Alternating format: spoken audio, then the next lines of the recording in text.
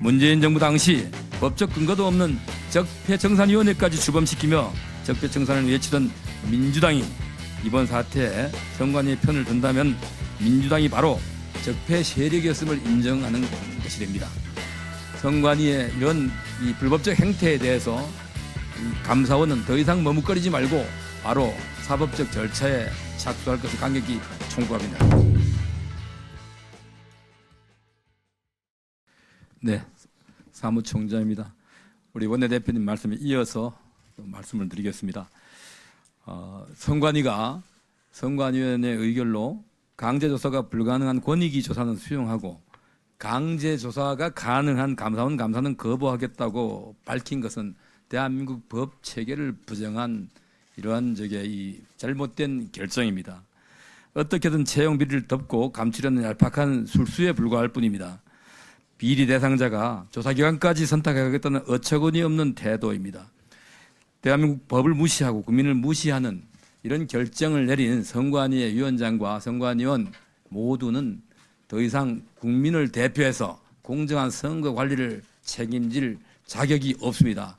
모두 다 그 자리에서 내려와야 할 것입니다. 그런데 제1야당인 민주당은 선관위의 손발을 맞춰 선관위 채용비리 발본색원에 미온적으로 대응하고 있습니다. 지난 2022년 이형석 의원을 비롯한 민주당 의원들은 선관위를 감사원법 감사 대상에서 제외하는 감사원법 개정안을 발의했습니다. 이외에도 민주당의 신정원 의원, 조홍천 의원 등도 유사 법안을 발의한 적이 있습니다. 이는 곧바로 민주당도 감사원의 감사 대상에 선관위가 포함되고 있다고 자인한 것입니다. 1994년 감사원법 개정 당시에도 선관위는 행정기관이라는 판단 아래 직무감찰 제외 대상에 선관위를 포함시키지 않았습니다. 결과적으로 현재 감사원법상 감사원 감사 대상에 선관위가 포함되어 있는 것은 자명한 사실입니다. 의원님들 모두 선거 때마다 편파적 해석으로 비판을 받던 선관위와 민주당의 상부상조를 기억하실 겁니다.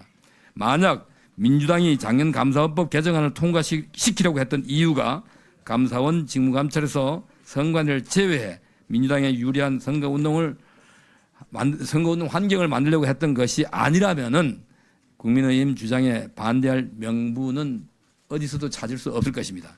이번 감사 내용은 선관위 내 채용 비리에 관한 것으로 중립성과 독립성이 보장돼야 할 선거 사무에 관한 것이 아닙니다.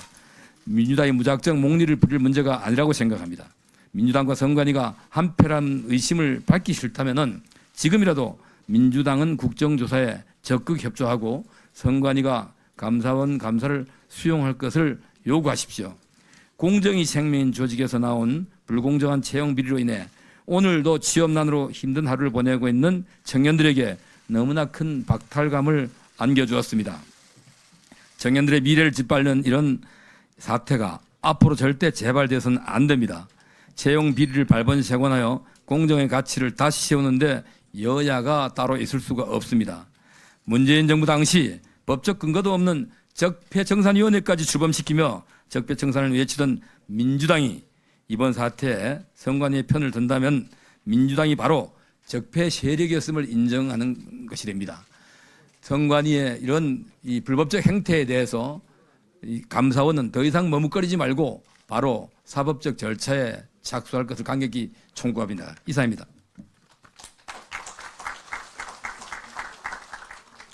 다음은 이만희 행정안전위원회 간사로부터 중앙선거관리위원회 북한 해킹 및 채용비리 관련 보고가 있겠습니다.